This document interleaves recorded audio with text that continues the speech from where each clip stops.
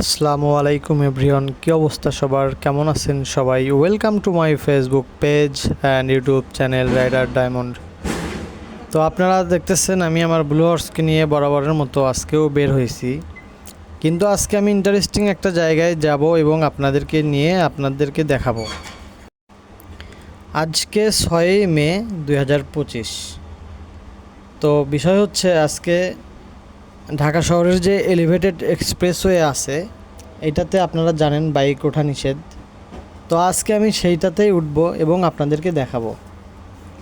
মজার বিষয় হচ্ছে, এটা খুলে দেওয়ার মেইন কারণ আমি ওখানে জিজ্ঞেস করলাম, ওনারা বলল, বা আমি আগের রাতেই শুনছি যে আজকে এখানে এলিভেটেড এক্সপ্রেসওয়েতে বাইক চলবে এবং সিএনজি চলবে। তো আমি এলিভেটেড এক্সপ্রেসওয়েতে যখন উঠি খুব বেশি গাড়ি দেখি নাই ওখানে, মানে অনেক বাইকার হয়তো বা জানে না যে আজকের জন্য এটা খুলে দিছে।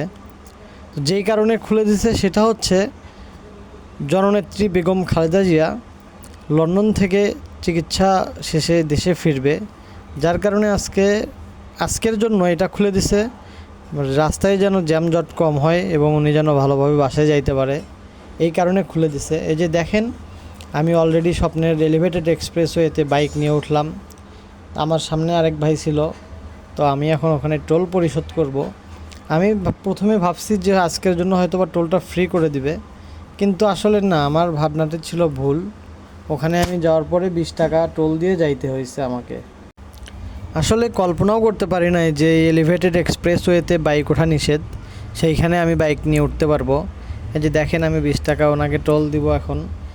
আপনারা একটা জিনিস খেয়াল রাখবেন, টোল দেওয়ার আগে আপনারা টাকাটা মানিব্যাগ থেকে হাতে বের করে রাখবেন, তাহলে এখানে কোনো জ্যাম জটের সৃষ্টি হবে না। অনেক সুন্দরভাবে টোলটি দিয়ে যাইতে পারবেন। সবাই এই কাজটা করবেন। অনেকেই আছে বাইক নিয়ে এখানে দাঁড়ায়, মানিব্যাগ বের করে টাকা দেয়, আবার টাকা চেঞ্জ করে, মানে ভাঙতি করে নেয়, নিয়ে আবার মানিব্যাগ ঢুকায়, তার পিছনের যে বাইকার থাকে তারা বিরক্ত হয়ে যায়। তো আপনারা এই বিষয়টা খেয়াল রাখবেন। তো আমি এই যে দেখেন, সেতুতে উঠে গেছি, সরি সেতু না, এটা এলিভেটেড এক্সপ্রেসওয়ে।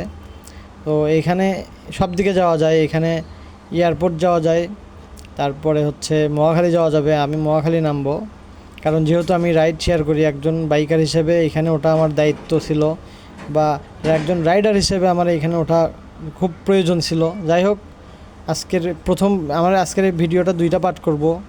এই প্রথম পার্টটা এই পর্যন্তই। তো ভিডিওটি যদি ভালো লেগে থাকে অবশ্যই লাইক কমেন্ট করবেন। ফেসবুক পেজে নতুন হলে অবশ্যই আমার ফেসবুক পেজটি ফলো দিয়ে রাখবেন। আল্লাহ হাফিজ।